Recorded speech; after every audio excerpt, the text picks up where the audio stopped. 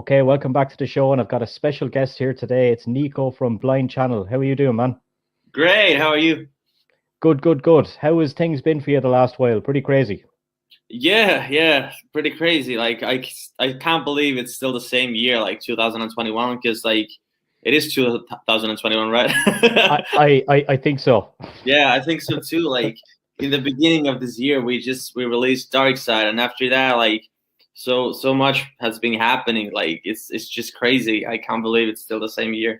Yeah, we were just talking off camera there. It's a shame now that you can't really kick into a big tour at the moment, kind of around Europe because of all these different restrictions in different countries. So touring's Yeah, kind of on hold for the moment, really, is it? yeah, the world is still a bit of a mess after the pandemic, but I think we're getting there finally. And if everything goes well, we get to start our European tour like first thing in next year, and that's gonna be fun. Yeah. You got to play, you were saying 16 shows in Finland. What's the restrictions like in Finland now? Is live music kind of back over there?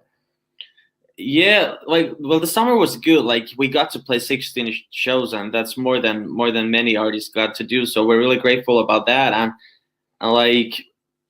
yeah, there were some restrictions. Like I think the craziest thing was that we had sold out this venue here in Helsinki, but then because of the restrictions, we couldn't get all the people in. So we had two choices. We could either cancel the show or then play two shows. And then we did that. Like we had to do that a couple of times. So we actually played a 5-show weekend here in Finland. So it was really it was a lot of work, but it was fun. So did you end up doing one at the daytime and one at nighttime? They were both like in the evening, and one of them was broadcasted on TV. So yeah, it was a wild weekend. Yeah. Before we kick into some Blind Channel stuff, just about yourself, how did you become involved in music, and is it something that you always wanted to do? Yeah, like I've always wanted to do music like since I can remember. Like it all started when I was 7 years old, and my mom made me like take piano lessons. And then I didn't really like the piano lessons because I didn't like playing other people's compositions or songs. For me, it was always like pretty soon I like realized that you can make this stuff yourself. You can write your own music, and that's it. It started like with the songwriting, and then I just kind of went from that. I ended up like producing rap beats to Finnish rappers and stuff like that. But I always like my heart belonged to Linkin Park and Limp Bizkit and bands like that. So Yeah. then I met the guys at this like house party when we were in high school, and they like said that they just put up a band, want to come and try out, and I was like, sure, let's do that, and like the rest is history. And that's how you met the boys in Blind Channel.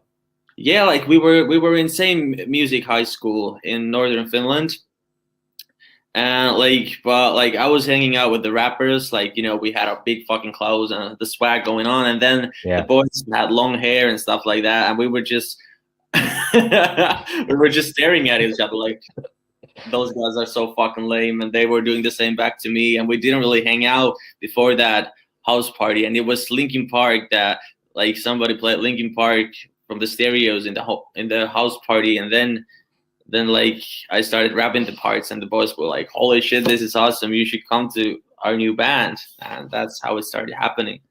Yeah, Linkin Park are a great band. My favorite band is actually Limp Bizkit, and I have the old $3 bill tattoo there to prove Holy it. shit, that's nice. Yeah. Yeah, we love Limp Bizkit as well. Like we saw them live in Finland a few years ago, and we were just like going crazy. It's a great Yeah. band. Yeah, they've got such a great set list that they just can go and they haven't really released new music until a couple of weeks ago. What did you Yeah. think of that dad vibes? I just bought some barbecue stuff to my balcony so I can like grill stuff. So like that's my grilling song. Like when I make food when I'm making barbecue, I always put that. What was it? Dad Vibes. That was I always put that was on. I'm like, holy shit, this is awesome. Like that's what I'm doing basically every day. So I love the song really much.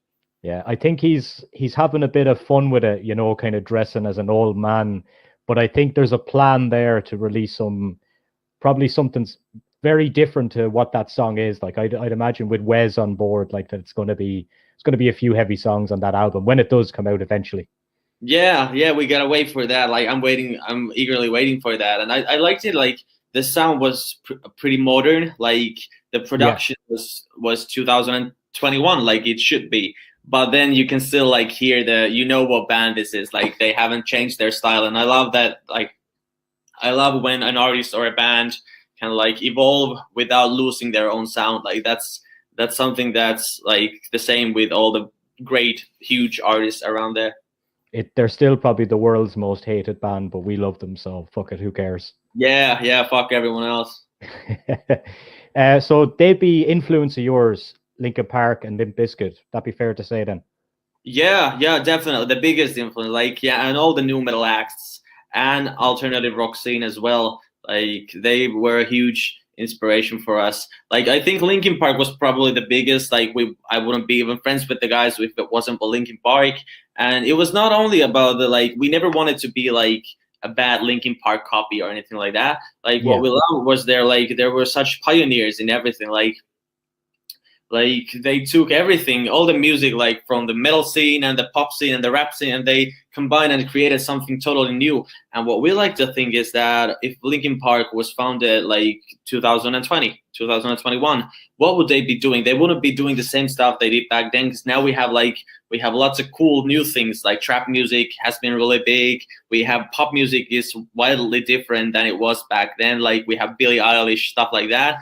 And like we don't want to confine ourselves in these prisons of genres. What we want to do is if we hear a cool song by Billie Eilish, Post Malone, The Weeknd, we want to be able to go that, guys, we should do something like this. And then we just like add our own rock touch to it. And that's how we make Blind Chill music. Yeah. And you referred to the music as violent pop.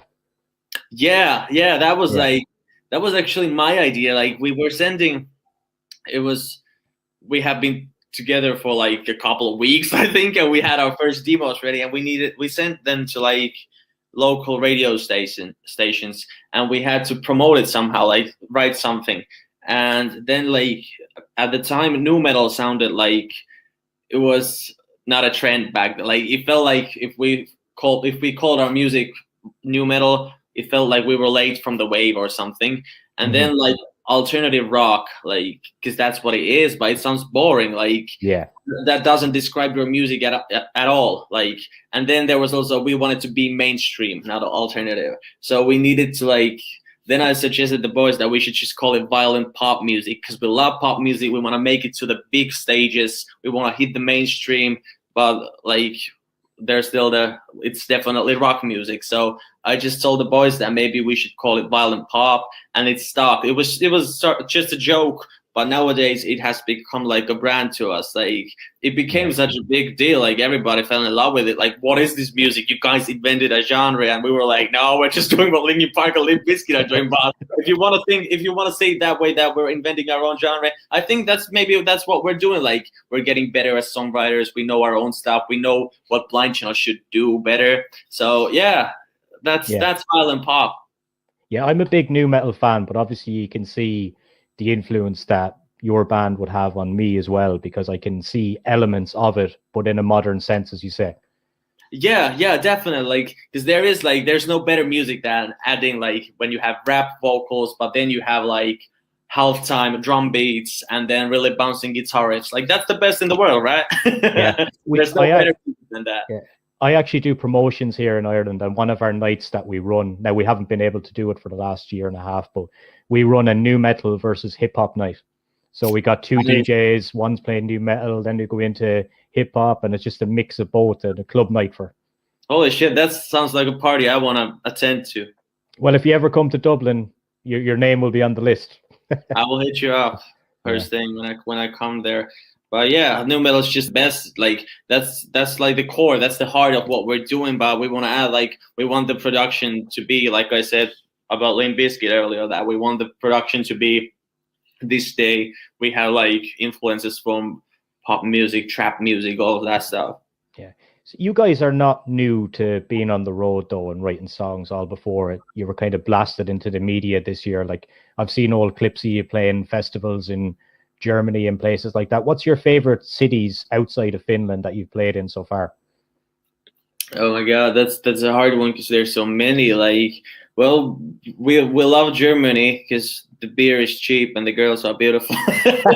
And we've been And there, like, and that's also because like we've done most shows in Germany more than anywhere else in Europe outside Finland. So Germany is really being good to us, and we like that place. But they're also like we've been to London, for example, and it has its own kind of magic. And then there are a lot of like lots of cities we still haven't seen that we get to see next January, and we're really looking forward to that. And it's like there's also like this fact that we all like when we were young we talked about we want to see the world, and that's why we're in a rock band. But like now we know that when you're in a rock band you don't really have that much time to tour around the city. That's only day offs, and you have like 2 to 3 day offs per tour. Like yeah, most of the time, like when you see a city, you see that one shitty backstage and a shower, and that's about it. Then you play a show, and you have to be on your way to another place. yeah, yeah. That's life on the road. Yeah. Yeah. This year anyway, we got to touch on it a little bit. The Eurovision, you were in it. That's how I actually seen you guys. I was having a few beers one night with my friend Kevin, and we said, let's check out some of the Eurovision acts. Yeah. And they send them out early these days. So we were looking through all the different songs, and we seen yours, and we're like, holy fuck. It's like, this is fucking really good, like for Eurovision. So what I want to know is, how did it come together, and what was the process like of getting to the Eurovision? Well, like it all started back in 2020. Like we had been building this great moment for us, this momentum for like 7 years at the time, like, and we were super ready. We just released our 3rd album we had been working on for like 2 years. The album was called Violent Pop, and we had like huge headline shows here in Finland, our first ones. Then we had like European tours coming up, and everything seemed good. And then, like, everyone knows what happened in the beginning of 2020. Everything was canceled and taken away from us, and we were so fucking frustrated. And then we just, like, we wrote the first demo of Dark Side was born at the time. And then, like, we didn't know how long it was gonna last. Like, who knows? Maybe it felt like maybe this can go on for years and years, and we had to find a way. We had been working so hard that we had to do something.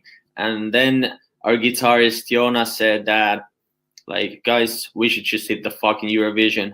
And then the rest of us were like, get the fuck out of here. We're not going to Eurovision.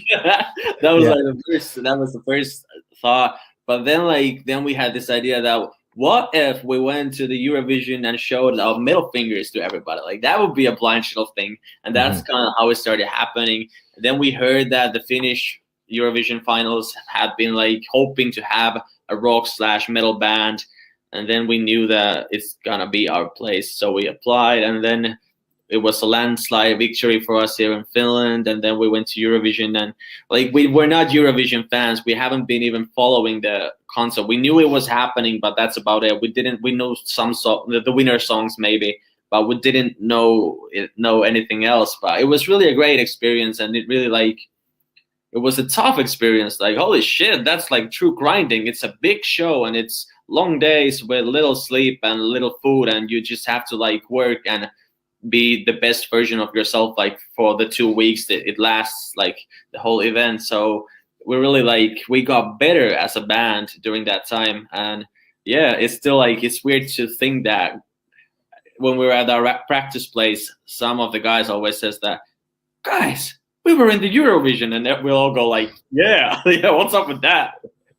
I seen the initial video on YouTube. I think it was from a TV station in Finland. And then I seen you at the semi-final, and then obviously the final as well. And I noticed that all that time, you guys moved the exact same way all that time on stage and into cameras and stuff like that. Was that hard to learn? And do you just grow into the habit now of when you're playing Dark Side, you're kind of here and you're here? And you probably rehearsed it so much that, you know, you can't change the way you go around on stage even about it. Yeah, I think there was like 103 camera switches like during that 3 minute of a song, and we had to like learn them all. Like we had to know them. know them. So yeah, it took a lot of practice, and it was something completely new to us. So we've had choreographies on our shows. Really, we've done that before, but that was next level shit. So it was really something new to us. But we practiced hard. We went through it for like 200 times maybe. So like in the actual finals of Eurovision or the semifinals, it's more like you shut off your brain and your body just works. You don't know what's happening. Yeah. And so that's how well we do it. And yeah, it was weird. It felt actually relieving and easy when we played live. We don't have the cameras. We can freestyle. We can jump whatever the way we want. So Yeah. yeah, we haven't had exactly the same choreography. But sometimes it comes like sometimes I notice that holy shit, I'm doing this. It's in the choreography. So yeah, it's still there. I've noticed it from watching a few of your videos, like you kind of always move the same way, but it's because you've done it so much. Were they worried that you were going to do this? Yeah, they forbid it. Like, we actually saw it coming. Like we knew that it's a family show, and then we were prepared. And then EBU sent us a message that, hey guys, you can't show the middle finger on TV. And we were prepared, but what we were worried about is that because the song is about middle fingers, and if they were going, if they would have said to us that, guys, you can't sing about middle fingers, you have to change the lyrics, then I think we would have said that you keep your fucking Eurovision, we're not coming. Like that's what we were prepared to do because we wanted the song and the lyric to be exactly what it is. But we were kind of expecting that they're gonna forbid the middle finger. But then I had this idea that if we can show the middle finger, we can at least make sure no one unsees it. So we painted it red, and then it made headlines, and it actually became a national phenomenon here in Finland. Like there are kids like 13 years old. They're in school and they still have like red middle fingers or the joint written in their hand. So it's pretty cool. And then even some like grandmas or teachers or stuff like that, they have red middle fingers, and we were like, holy shit, guys, look what we just did. So it's really cool, and we just felt it was more like an inside joke with the EBU. So I hope they thought it was funny too. Yeah, I think this year with the two rock acts in it, I think like people were kind of split between you guys and Italy. Whereas I think that if Italy were there on their own, or if you guys were there on their own, I think it would have been a landslide victory for rock music this year, because I think people are kind of sick of the same old kind of thing and they want something new, like what happened with Lordi back in the day. Yeah, definitely. It was a year of rock in Eurovision, and that's a good thing. And we didn't really care about like who's gonna win, like Italy or us or whoever. Like we were hoping that rock music would stand out from the show, and I really think it did. And 100%. then you need to remember that it's a competition, a very political competition, that the judges and stuff like that, you can never know what's gonna happen. So like we were more concentrated on like how the audience takes us, if we get new fans, new listeners, and how's that gonna work. And then like if you count only the audience votes, I think we were placed fourth, and that was bigger victory than we even could have imagined. And then the audience who was there like at the place in the stadium, they were going crazy, and they were shouting blind channel, blind channel. So that was bigger victory for us than whatever happened after that. But like we never cared about the placement. It was all about making an impact and presenting our violent pop to the world. And now we're very confident that it works. We did something went good. Yeah, I was texting my friend at the time, and we were like, the judges are not going to like the middle fingers, like, but I think the public will, you know? Yeah. In terms of touring, I know it's a difficult time, but where do you want to tour? Where do you want to go? You talk about seeing the world. Is there anywhere on the bucket list that you guys really want to play? Well, we want to go everywhere. Like we want to do a world tour. Like we really visit the best and weirdest places and all that. And then like, well, many of our idols are from United States, so we're really looking forward to that. I think it might even happen next year, maybe the one after that. But we're going to the States, and that's a very different kind of market if you compare it to Finland, and it's a Wild West. So we want to go there, and we want to play in those games. But also like we've been touring Europe, and Europe is really beautiful, so we're really excited to get to there as well. And I'm also like I'm a big fan of like Asian culture, for Japanese culture, for example. So I'm really looking forward to go there for the first time, and I think we have a solid fan base for example in Japan. So yeah, it would be just logical that we went there sooner or later. Yeah. So talk about your new single Balboa and what it means. Balboa was like, we wrote it like maybe in the beginning of this year. Yeah, in the beginning of this year. And it was also like, it was in the middle of the Eurovision madness and all that. And then like what people don't see about us, they see us getting more successful and successful every day, but they don't see how, like, that 99 things don't work. 99 things like go wrong, so the one can go right, and that's what takes us forward. But they don't see that, like, and we've been pressed down like for years in the Finnish music business, and like I can't even count how many people from the industry have said us that, guys, you're never gonna make it, or that's never gonna be a thing. Violent pop is never gonna be anything, and we just refuse to listen. And then we were watching Rocky movies, and then there's this line that you need to, like, it doesn't matter how hard you can hit, but it's only the number you hit so you can take, or it's something like that. And then, which felt like that's a true underdog speaking, and we wanted to make an anthem for all the underdogs that, like, every time you hit the ground, you just gotta get up, and the more times you get up, the more successful you get. And that's kind of been our state of mind since the beginning, and we wanted to do a song about that. Yeah, and obviously you got a nice record deal as well with Century Media. What's the plan going forward with them? Yeah, it's going really great. Like, actually right now the album is in mastering, and our deadline to finish, we have to have the final product, the ready album, this Friday. And I'm fucking shaking because it's been a long road, but we've been writing it for over a year and working super hard. And like now everything is so close, and you're kind of just waiting that things go wrong again, you know, the Balboa shit. Like, you're just waiting that anything could go wrong. So we've been shaking. Like, it was mixed by Dan Lancaster. Like, we loved his work on Dark Side and Balboa. So we do the whole album with him.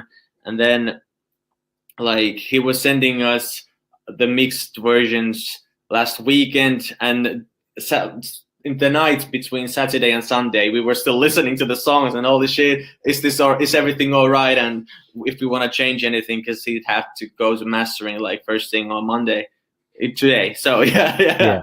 It's just been crazy times. Yeah, before we wrap up, I have a few questions from fans that I got on Facebook in a Blind Channel community group. So I'll throw a few of them up for you. Which song or songs do you enjoy performing the most, and what is your latest musical discovery? Latest musical discovery, like, well, the songs we love to play live. Like, I really like Dark Side because it felt so easy after all that. Then our cover of Anastasia's Left Outside Alone, that's also a really, really nice one to play live. And I think I love all songs because all they have like this different. They're so different, so I love playing all of them. But yeah, Dark Side and Balboa has been really fun because it's always like fresh to add some new song, because we play so many shows that at some point the songs are just kind of, oh shit, there's this song again. But yeah, Balboa is really nice. Dark Side is maybe my favorite, and because it's a hit song, everybody knows the lyrics, so you don't have to perform it alone. You can perform it with the audience. You're gonna have to play that song forever. Yeah, I'm afraid. Show. Yeah, it's gonna happen, but it's fun, at least until now. And then the latest musical discoveries, what have I been listening to? I've been listening to a lot of trap music lately. I fell in love with Clever, Clever, a trap artist. Yeah, I've been listening to a lot of his music. Okay, here's a couple of more. How many bass guitars has Ollie broken? How many has he still got that are not broken? And does it hurt or is it itchy to be that hot? Well, I think Ollie has, during our time as a band, I witnessed he's breaking two bass guitars. Like, one was when he and Jonas were doing this Paramore guitar flip. the one goes down and the other one spins around him, and he hit the bass directly to like this concrete floor, and then the bass just like split like this. Yeah, just all the way from like that. Yeah, and then the other one was last summer when he forgot his bass on the roof of a car. I've seen that, yeah. Yeah, he remembered to take his beer from the roof of the car, but not the bass, and the bass got lost and got broken. But those are the ones I've heard of. There may be more, but the guy's got a lot of basses, so nothing to worry about. And then I don't really know how to answer the hot question. Yeah. I think the girl will just be happy that I asked you the question and put her name there anyway. Yeah. I thought that bass thing was a joke, to be honest, at the start. Yeah, no, it's not. It's not a joke actually, because Ollis bass is the most famous bass in Finland because it's always gets broken or something happens, and I think one day it's gonna be worth whole fucking lot of money because like it's always Ollis bass is always in the headlines. Yeah, right, Niko. It was an absolute pleasure to catch up with you today, man. I really appreciate you taking